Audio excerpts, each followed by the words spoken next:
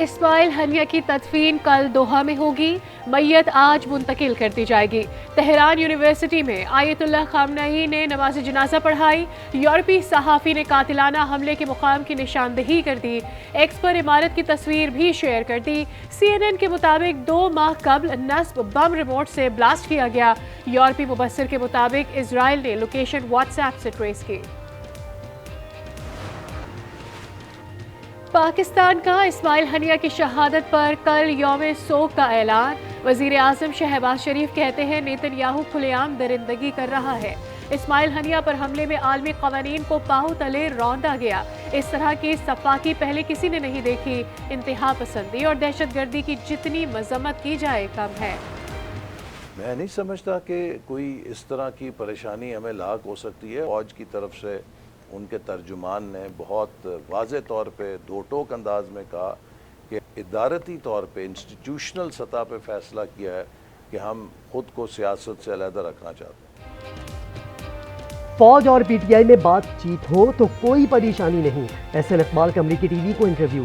कहा इदारे जब समझेंगे तब PTI पर पाबंदी का फैसला ले लेंगे। एक बात तय है, तहरीक इंसाफ की सियासत पाकिस्तानी रियासत के मफादात पर बराह रास्त हमलावर है।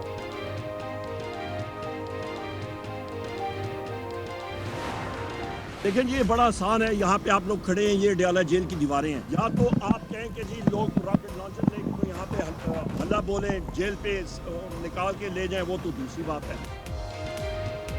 PP और नून लीग फौज से हमारी दूरियां पैदा करना चाहती है। बानी PTI कह चुके हैं फौज अवाम में से है। उमर अयूब कहते हैं कानून साजी हमारे खिलाफ है, ये कानून अदालत में नहीं रुकेगा। बानी PTI की रिहाई के लिए जेल पर रॉकेट हमला नहीं कर सकते। असद कैसर बोले 2 हफ्ते में ग्रैंड अलायंस बनाने जा रहे हैं। आइंदा 15 दिन के अंदर हम कोशिश कर रहे हैं कि इसको एक बड़ा ग्रैंड अलायंस बनाएं और इसमें हम तमाम उन पॉलिटिकल पार्टीज को साथ पिलाएं जो पॉलिटिकल पार्टीज इस वक्त इस रजीम के खिलाफ आवाज उठा रही है।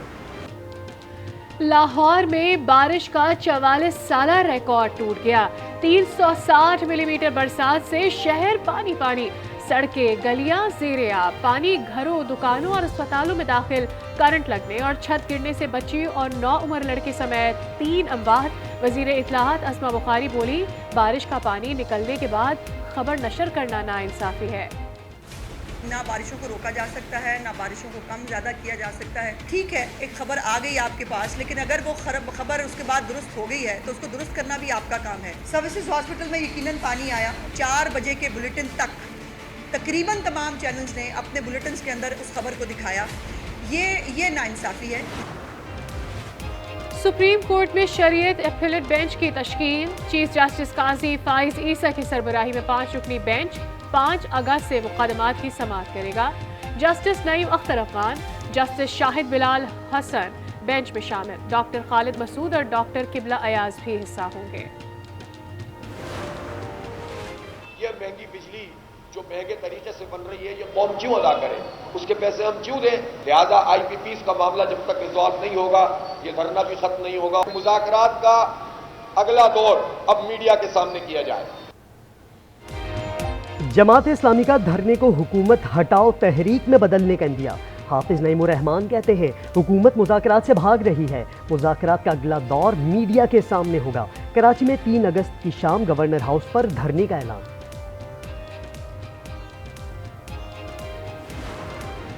कौन नहीं चाहता कि बिजली मुल्क में सस्ती हो, ये तो सबका एजेंडा है, पूरी कौम ये चाहती है। नज़र आता है कि कुछ लोग इसको अपने सियासी मकासद के लिए भी इस्तेमाल करना चाहते हैं। जमात इस्लामी के अकाबरीन, उनके ज़ुमा हमारे लिए बहुत काबिल एहतराम है, मगर अगर कोई समझता है कि वह धरने से ऐलान करके हम उठ जाएंगे, देखिए ये मुनासिब तरीक़ेकार नहीं है। जमात इस्लामी धरना ख़त्म करे और तजावीज़ दे।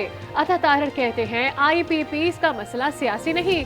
सलमान शहबाज का प्लांट सस्ता तरीन है, उसे कैपेसिटी पेमेंट नहीं दी जा रही। मुस्तफ़ा कमाल कहते हैं IPPs ज़ख़म हैं।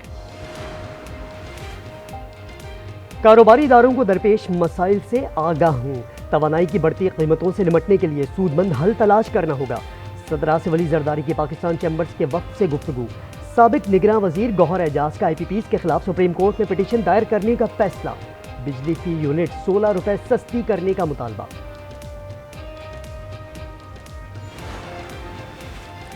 पीटीआई को 22 अगस्त को इस्लामाबाद में जलसे की इजाजत। एडवोकेट जनरल ने इस्लामाबाद हाई कोर्ट को आगाह कर दिया।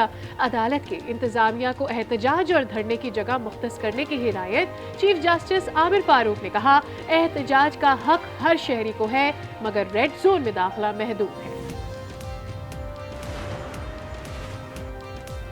नैब ने सेट मांगा, आपने नहीं दिया, अब भी नहीं दे रही, रिस्की काम कर रही हैं। तोशाखाना केस में इस्लामाबाद हाईकोर्ट के जस्टिस गुल हसन औरंगजेब का बुशरा बीबी से मुकालमा। बानी पीटीआई और बुशरा बीबी की गिरफ्तारी के खिलाफ दरखास्तों पर नैब से जवाब तलब।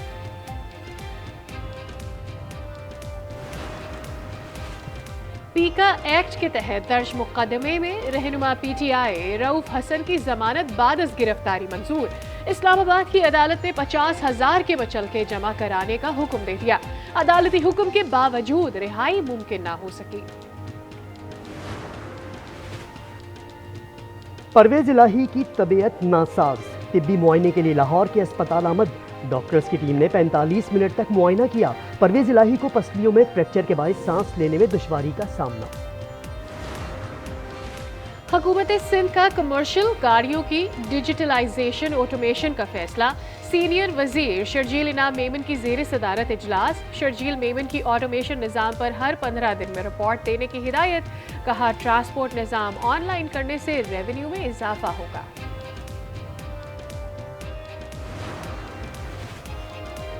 पाक अफगान तोरखम सरहदी गुजरगाह पर अफगान कार्गो गाड़ियों के ड्राइवर्स के लिए वीज़ा शर्त पर अमल दरामद शुरू। अफगान बॉर्डर हुकाम ने सरहद को हर किस्म की तिजारत के लिए बंद कर दिया।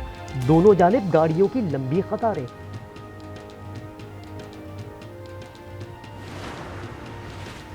लाहौर की अदालत ने खलीलुर रहमान कबर को हनी ट्रैप करने के मुकदमे में मुलजिमा आमना अरूज को जुडिशल रिमांड पर जेल भेज दिया। अदालत का मुलजिमा का मेडिकल करवाने का भी हुक्म। दरखास्त जमानत पर 6 अगस्त को जवाब तलब।